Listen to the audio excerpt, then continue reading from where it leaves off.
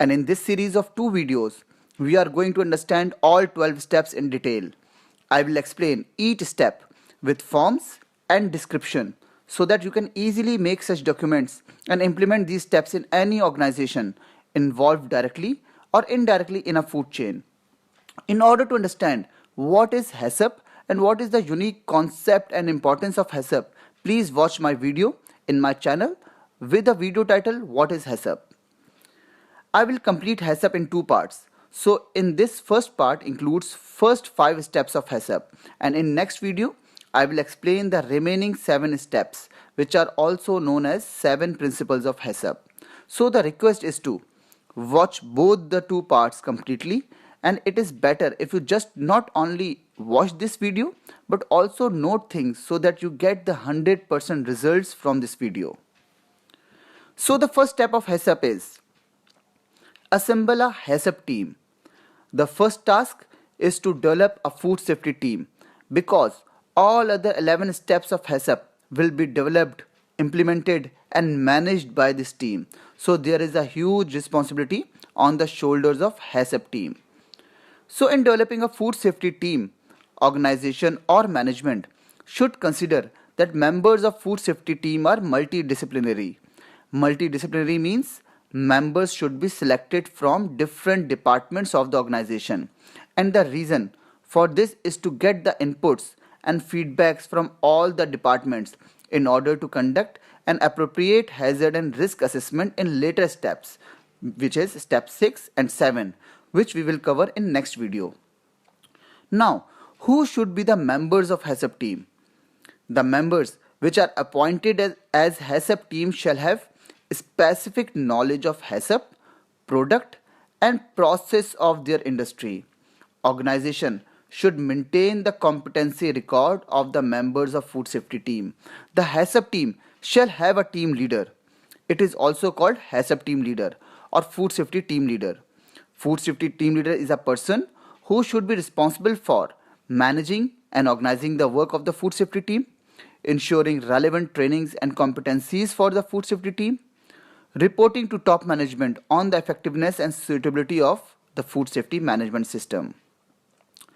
Once you complete this document with the help of top management, now this team will be responsible for completing the remaining 11 steps. Now the second step is to describe the product. Describing product is very important because this product description will decide the risk of the product and will help food safety team to conduct the appropriate risk assessment. Food safety team will develop a full description of the product including all relevant information on product safety such as physical, chemical and microbial parameters, packaging, labeling requirements, shelf life, conditions for storage, method of transportation and distribution, and legal requirements for the food safety of the product. Now you can see one filled product description of a rice processing industry.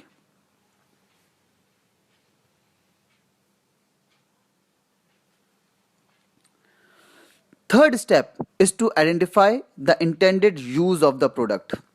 Identifying intended use is very important because this intended use will decide the risk of the product and will help food safety team to conduct the appropriate risk assessment.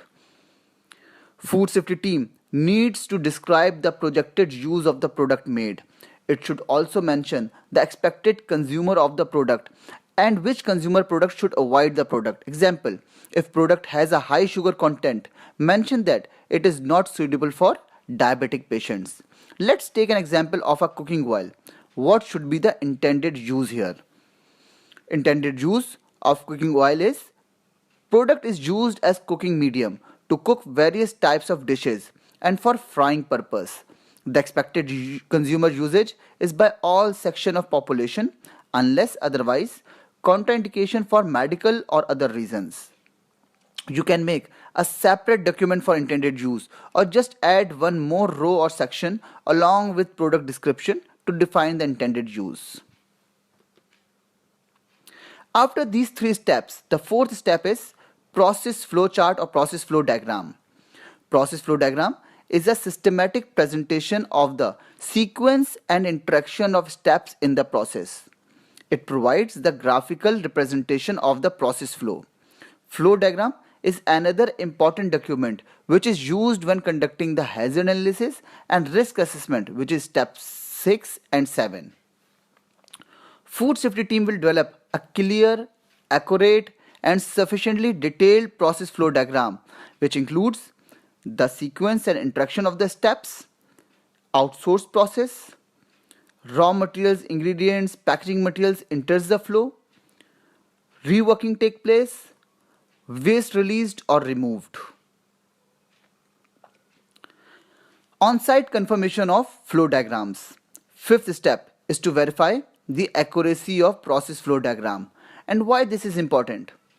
This is important because the process flow diagram is the base of hazard analysis and risk assessment which we have to conduct from step 6. And if process flow diagram is not actually correct, you will not be able to conduct the proper hazard analysis and risk assessment. And this has been noticed that normally current practices of production, operation or processing doesn't exactly depict what is actually mentioned in process flow diagram. Activities should be aligned with the process flow diagram, and for this purpose food safety team has to confirm the accuracy of process flow diagram. Now the question is, how do the food safety team confirm the accuracy of flow diagram? All members of food safety team go on site either in a group or individually along with process flow diagram and verify each step and things mentioned in diagram with actual on-site practices. Record of this on-site verification also needs to be maintained. Record may be maintained in the form of notification or signatures on process flow diagram, which depicts that food safety team has verified the process flow. Hope you are now able to make documents for all 5 initial steps of HACCP. Wait for the next video on 7 steps of HACCP, which are also known as 7 principles of HACCP.